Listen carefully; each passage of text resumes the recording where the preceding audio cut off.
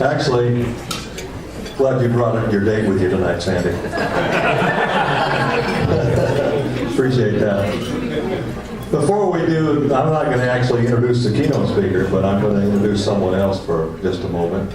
As National Committee Man, I served for 4 years. I'm in my second 4-year term. And, but back, a long time ago, when I was on the Executive Committee on the State Chamber of Commerce, there was a particular guy that was on the State Chamber of Commerce Executive Committee with me. And we used to argue about lots of things, but mostly we agreed on most things, you know. But he was a hard arguer. I mean, if he thought he was right, the whole world could be on the other side, but he'd think he was right. And it was tough to get him to yeah, eventually I was tough to.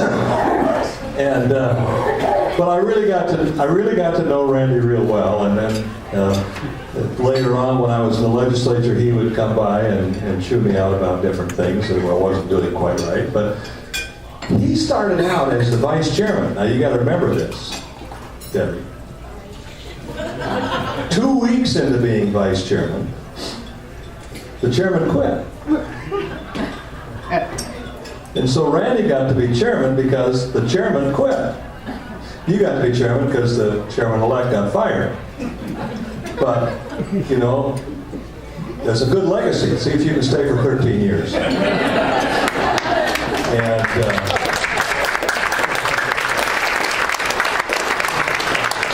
at that time, the party was in kind of disarray, believe me. We didn't have the membership that we do today. And Randy came in, and let me tell you something. Being the chairman is an unpaid job. Being the National Committee Man is an unpaid job. I know that for me to be National Committee Man, it costs me north of $10,000 a year to travel to Washington, D.C., to different places, to do things, all on my own. I got to pay for my hotel, my meals, my travel, and Randy did too. He's done it for 13 years. I think somewhere in the vicinity of excess of $200,000 out of his pocket to be chairman of the Republican Party for the state of Alaska. Not reimbursed. At least I couldn't find it when I looked at the financial report. But I got to respect the man, even though we would disagree sometimes pretty a lot. He hung up on me a few times. Yeah. And I'm not the only one. I mean, there are other reports like that, too. But you got to respect the man who built the Republican Party into the strongest political party the state of Alaska has ever had.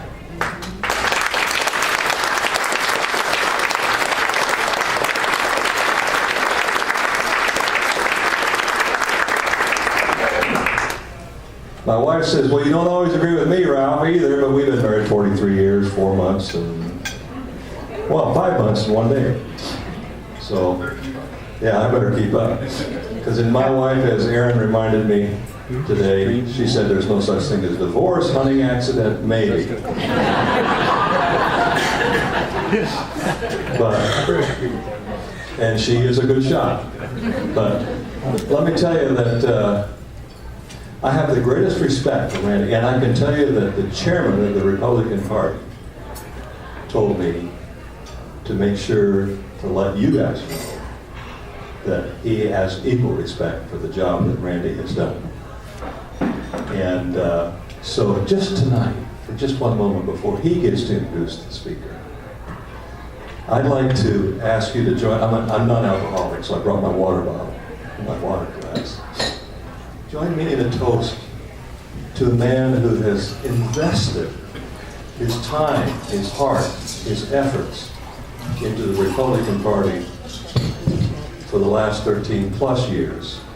Please join me in a toast in recognition to our former chairman, our past chairman, Randy Reeder. With that, Randy, you come and introduce the speaker. Thank you.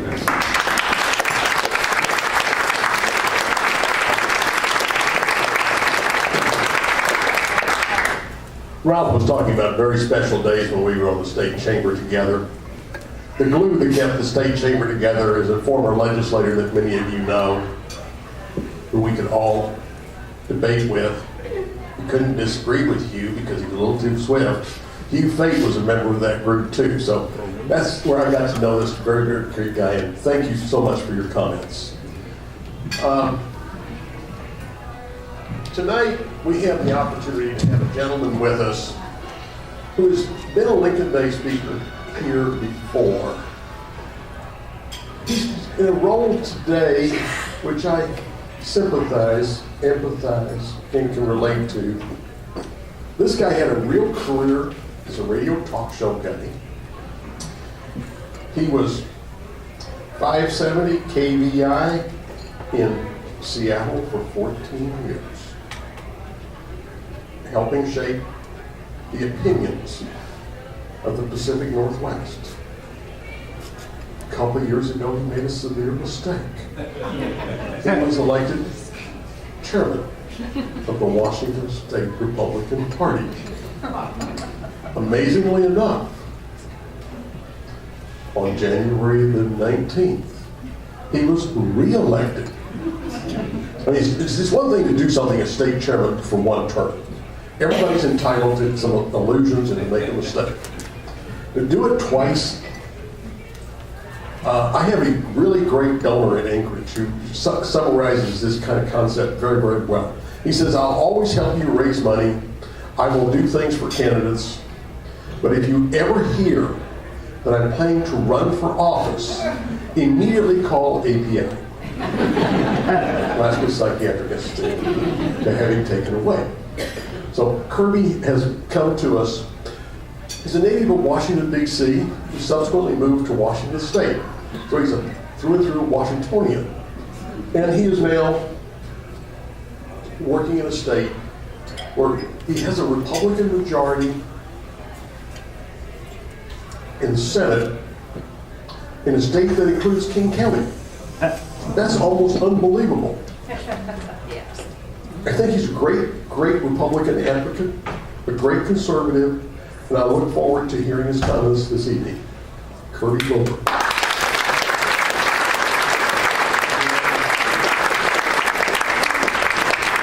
In Randy, for what it's worth, in Washington, we pay our chairman. I wouldn't do this for free. Randy, thank you for your service to our party. It's been fun seeing you at the RNC meetings as the president of the RNC. Madam Chairman, best of luck. May God be with you. You'll need it. Governor, thank you for being one of our 30 superstars. You know, people say the Republican Party is dead. We have 30 governors, ladies and gentlemen. One of them's right here. Out of 50 states, we have 30 governors.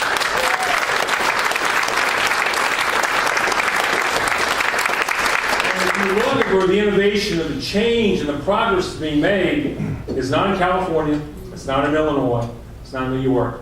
It's in places like Texas, Wisconsin, Indiana, Alaska. This is where we're changing the face of American government under leadership of Republican governors who are committed to Republican principles. Remind you that we control most of the state legislatures in the country. Remind you that we control the House of Representatives. And we also got 48% of the vote in the last election for president. I don't think we're dead. We need to change. We need to work on some things I'll talk about tonight. But first, I have to talk to you about a hiker. The liberal, hippie, atheist, environmentalist who was walking in the hills, enjoying nature when he ran into a bear. And the bear, of course, saw lunch. Hiker started to run. The bear chased him. The hiker tripped on something in the trail, fell flat, his face rolled over, and the bear was about to swat him when he yelled, "Oh my God!" And the bear froze. And the wind stopped blowing, and the creek stopped flowing, and the birds stopped singing, and this voice from the heavens came and said, "Yes, my son." But this atheist hippie environmentalist wasn't really sure what to do about all that. He said, "Who are you?" He said, "Well, I'm God. You called me. What do you want?" "But I don't believe in you." "I don't care what you believe. You called me. I'm here. What do you want?" "Well, I don't really want to get eaten by this bear." "Would you like to become a Christian?" "You know, I don't really believe in you. And all my college education, all my friends, it would be tough to be a Christian. They disown me. I'd have to, I can't." And God says, "Well, what are you supposed to do? What do you want me to do?" And the guy said, "How about making the bear a Christian?" Pregnant silence. Finally, God says, okay, ask you shall receive. All of a sudden, the wind was blowing, the creek was flowing, the birds were singing, the bear brought his paw down and said, Lord, please bless this meal I'm about to receive. Be careful what you ask for. This is a first for me. I got an iPad for Christmas. My speech is on my iPad. I also brought along a copy of the speech Ronald Reagan gave in 1977 to the Conservative Political Action Conference. If the iPad dies, I'm going to give you Reagan's speech. You won't know the difference. But I want to talk today about Lincoln and Reagan. Now, we do call this Lincoln Day out of the first Republican president, founder of our party, and I think the greatest president of the 19th century. But at the same time, on February 6th, 3 days ago, Ronald Reagan was born. He was born 102 years after Abraham Lincoln. He was born not far from where Lincoln was born. And I think that Ronald Reagan will go down in history as the greatest president of the 20th century. And they have much in common. And I would suggest to you that the doldrums of this party can be fixed not by raising more money, and not by navel-gazing and self-examination, and not by pandering, and not by high-paid political consultants. But we have lessons we can learn from Ronald Reagan and Abraham Lincoln. I want to bring some of those to you today and suggest that if you read a really good book on Lincoln, a really good book on Reagan, you're going to figure out how to fix this party. As it's not far. We don't have that far to go. 3% of the national vote, 20 governors, that's all we have. Not much.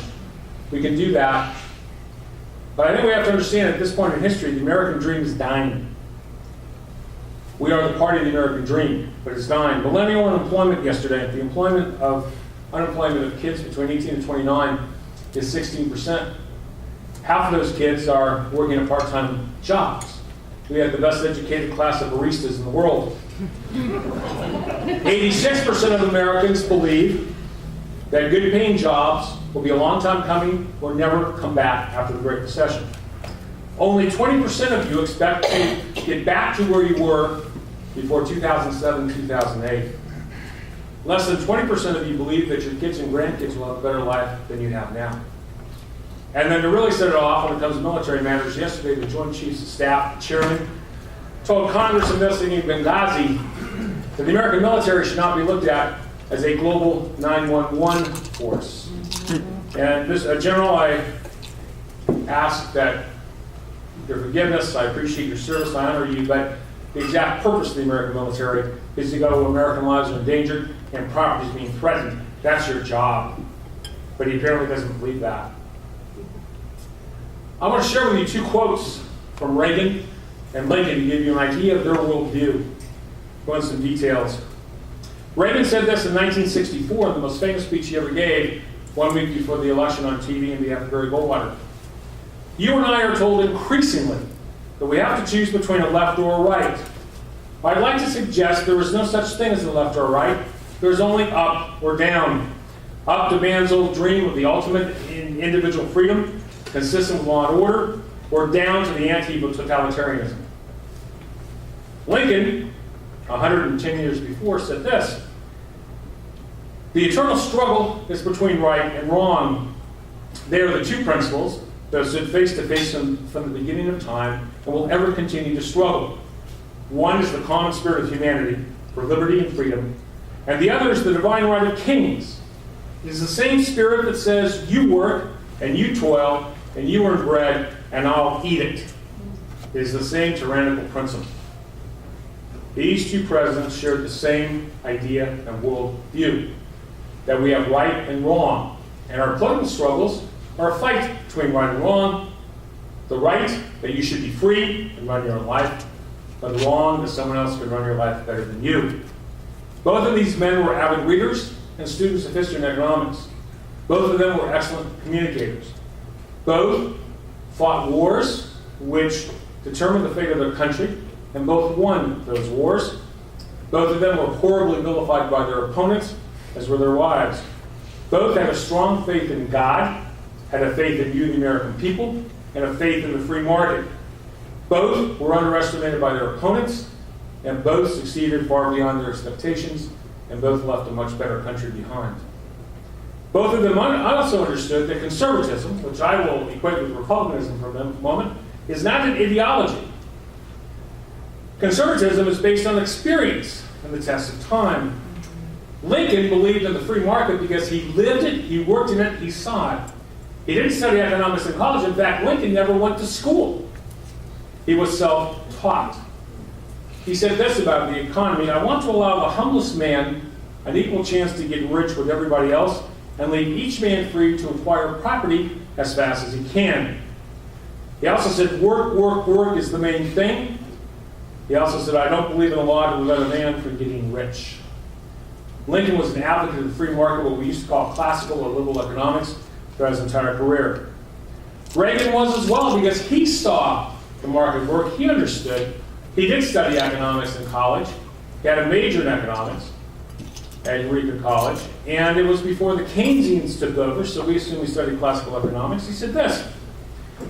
He said, when a conservative states that the free market is the best mechanism ever devised by the mind of man to meet material needs, he is merely stating what a careful examination of the real world has told him is the truth. These men believed in the American dream. They believed in economic mobility. Lincoln, I could sit here all night and give you quotes where Lincoln talked about people who work, save money, and soon have people working for them. It was a theme over and over in the 1840s and 50s and 60s when Lincoln spoke this idea of economic mobility and social mobility, and the same with Reagan. These things, economic and social mobility, hard work, subsequent reward, risk and opportunity, these are the foundation of the American dream, also the foundation of the philosophy of both presidents. Promoting policies which provide and protect these things, and explaining these things to the American people, this, my friends, is the key to our success. We have to reject the new normal, where people say, life isn't going to get better. I'm never going to get those good jobs back. My kids aren't going to have it better. We have to reject this because it's not true. Decline is a choice. I suggest we choose not to decline. America, said Reagan, is too great for small dreams. I think it's time we work to restore the dream. And the American people will listen to this message. If we talk about prosperity and wealth creation and put it on personal terms, they will respond to that. Since I'm in Alaska, I thought about this today. I want to add a little note about energy, which is an issue and a topic here and near to many of you. I mean, I really have to say, why do we look to sources of energy which have been tried in the past and failed to power the future? Wind was a major source of energy around the time of Jesus Christ.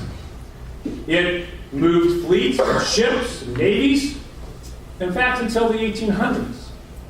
And now we have to subsidize wind to make it work. It's doubtful it will ever be cost effective, and it kills a lot of birds. And windmills are 100% ugly, so ugly that people like John Kerry and Ted Kennedy didn't want them in their own backyard. Electric cars were big 120 years ago. We started out with electric cars, and then some very wise entrepreneurial American found a way to take dead dinosaurs and make fuel out of them. We can't let the dinosaurs die in vain, my friends. Electric cars have failed in the marketplace, even with massive subsidies. Energy is a second issue I would urge you to consider that we can use to go to the American people. Think of the BP oil spill. If that spill had occurred at a ground level well in the North Slope, it would have been capped within minutes. We force our oil producers to go a mile under the ocean, under bodies of water to find oil, because we won't extract what's easily available close to us. It's tough enough to drill a well a mile underwater, much less cap it off. And I have no doubt that if on the North Slope this was a ground level well that had started to spill, it would have been capped long before serious environmental damage was done. As it was, it takes a long time to get a mile underwater and cap that. There's just certain technological limitations. Our environmental friends are forcing us into environmentally dangerous practices with their, I'll put it this way, stupid opposition to the development of energy resources. Energy development using gas and oil is simply a matter of national security, good paying jobs for our people, and general economic prosperity. It's way past time to stop being trendy and start being smart. And this is an issue we go to the American people with. People working in the energy industry, good paying jobs, family wage jobs, they require an education and hard work, but they're there. It's much better than being a barista. And nothing against baristas, by the way. I'm a Starbucks customer. But the point is, I know a lot of baristas with 4-year degrees. The economy and energy along with education, I believe, are the three big issues around which we can build what we might call the new Republican Party. Education in Washington State, what we've seen is a rebellion of liberal suburban parents who typically vote Democrat to oppose the Washington Education Association and the standard cookie-cutter education that people now get in our K-12 education. They have formed pressure groups, they've formed political groups to go work for their kids to better their education, to hold teachers accountable, to hold unions accountable, and to set standards, and also to provide some diversity in K-12 education. We just passed a school choice initiative with charter schools, 40 of them in Washington State, to start. We've got to break the monopoly of public education. Education is the key to so many of our poor people and underprivileged people to make it. And yet you look at the schools in DC and Chicago and elsewhere, they're failing that very same population. But you look at New Orleans and Louisiana, the leadership of Governor Juneau, another Republican governor, they have surpassed all expectations in New Orleans with charter schools to help the very same poor black population that the standard education people say they want to help. Governor Juneau is doing it. We have to do more there. These are the things that will mobilize people to come to our standard as we raise a banner of bold colors and not pale pastels. We must do more, of course. We must broaden our base. We must reach out to people who don't normally talk to, and we must stop letting our opponents define us. These things that Reagan and Lincoln talked about so much, opportunity, prosperity, the American dream, equality education, these are principles and aspirations belong to all Americans. All Americans, I don't care what their skin color, what their gender, what their ethnicity is, they want good jobs, a better life for the kids, and good education. We don't have to have a black message, a Hispanic message, single women message, Arab women message. We just have a message that addresses their concerns and aspirations that all Americans share. We need to find millennials and women and Hispanics to help us carry this message. Because there are too many people in the party, like Ralph and me and Randy, too many old white guys, no question about it. We need some new faces, Rubios and Cruzes, Scotts, Mia Loves, and the Becky Holbergs, who I saw today at lunch and was very impressed with. Governor, she's a great addition to your staff. You did well. Those are the kind of people we need to help us carry the message. But it should be the Republican message. We don't have to take a message, oh, we're just going to talk to blacks or Hispanics. Our message applies to everyone. Now I want to use one more Reagan quote here. Now, excuse me, it's a little dark. I'm going to turn on my flashlight so I can read it. But Ronald Reagan, and by the way, if you get a chance, he gave the speech in 1977. And I really kind of wasn't joking when I said I could just read you the speech, because he's saying what has to be said today, he said it 35 years ago. After he lost the race to Gerald Ford for the nomination, after Gerald Ford lost to Jimmy Carter, a lot of people said, hey, time for a new party. We can't trust the Republicans anymore. Let's have a conservative party. And Ronald Reagan gave a speech at the Conservative Political Action Conference in the spring of 1977, where he said, no, we don't need a new party. We need a new Republican Party that rallies around Republican principles. Now somehow 35 years ago, or 35 years later, I'm trying to give you the same message, and I hope that people listen and understand.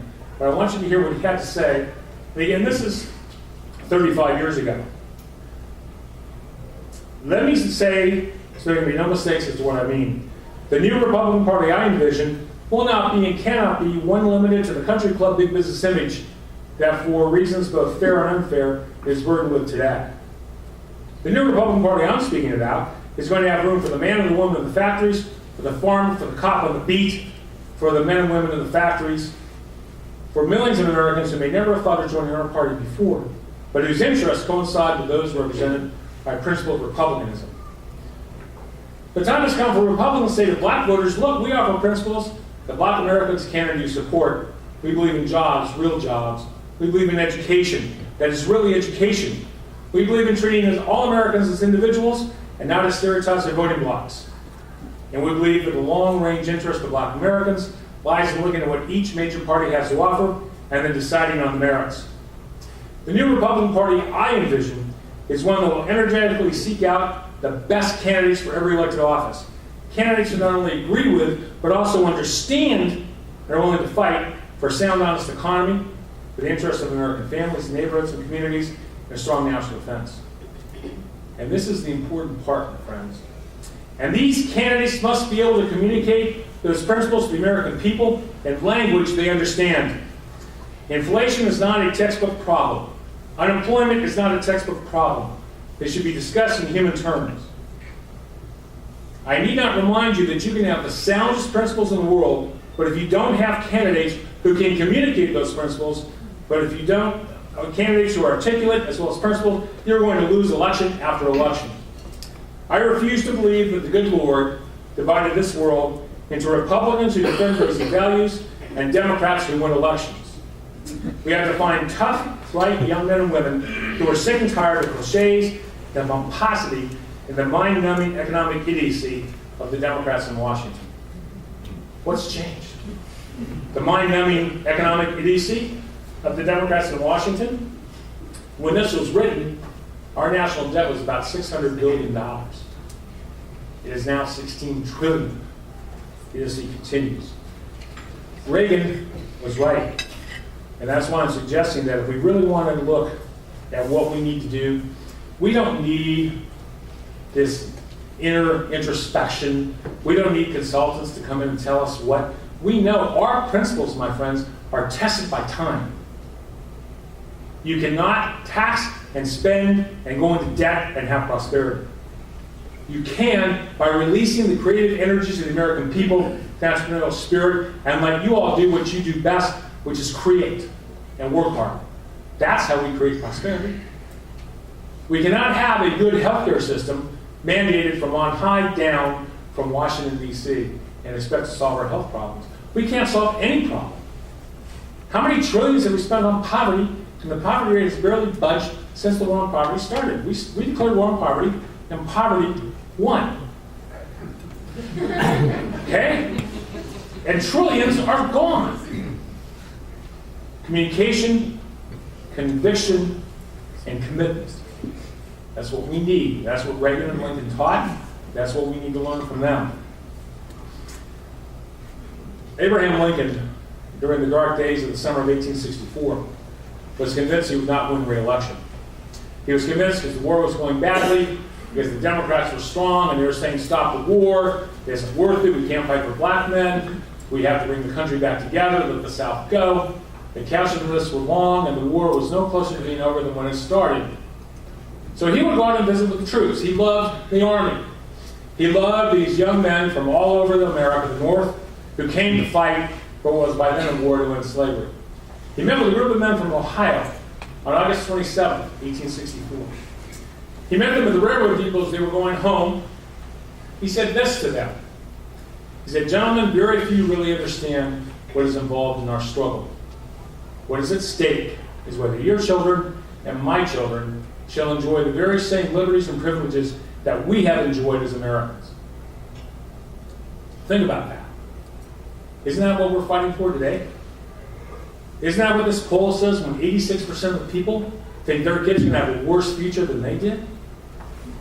Have the American people given up on the American dream, the very essence of this country? The American dream is why a lot of your parents and grandparents came here. You don't have a French dream or a Brazilian dream, or you don't have a South African dream, Indonesian dream. You don't have people dying and risking all to go to those countries to perhaps better their lives. You know, my mother, her parents came from Poland. I'm a second generation American. My mother had a better life than she would have had in Poland, but her life wasn't all that great, but she worked very hard to make sure I would have a great life. I'm the first in my family to go to college, have a great job, I've had a great life, and I want my kids to have a better life. That's what the American dream means, and that resonates with everyone in America, no matter what your ethnicity, no matter what your gender, no matter what your color. That is what people come here for. And if we paint ourselves as the party to save the American dream, we will succeed. I want to ask you that we leave tonight recommitted to saving that American dream, to bring back the hope and faith of our people in themselves and their future, which has always been the hallmark of America. It's always what America means. If you said, what's the French dream? Nobody would know. Probably a nightmare. But when you say the American dream, people know exactly what you're talking about. We need to talk about prosperity, opportunity, and excellence. We need to talk about the exceptionalism of America. Why it is people risk everything to come here. This is the path to our success and our nation's. So let us leave tonight dedicated to making America that shining city on the hill that Reagan talked about. Let us save the last best hope on earth that Lincoln talked about. Let us do our duty. Let us restore our destiny. Thank you all, and God bless you, and God bless America.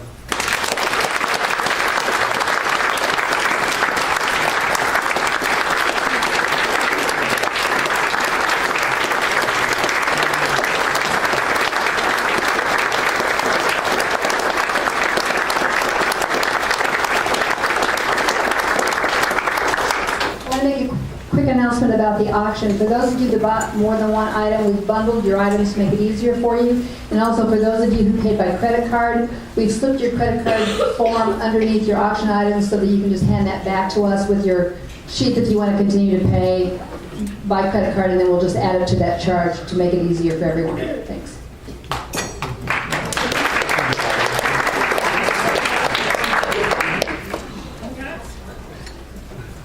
Thank you, Kirby Wilbur. That was a wonderful speech. Thank you very much. Very inspiring. Thank you. Let's all give him a hand.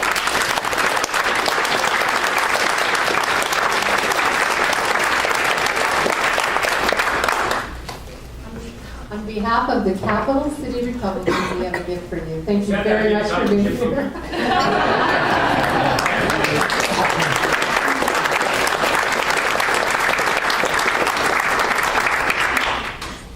Thank you all for being here tonight, and thank you for all of your support of the Republican Party, all of the hard work that each and every one of you put into making the party the best party. And have a wonderful evening. It's been a great evening, and again, we thank our speaker very much. Thank you.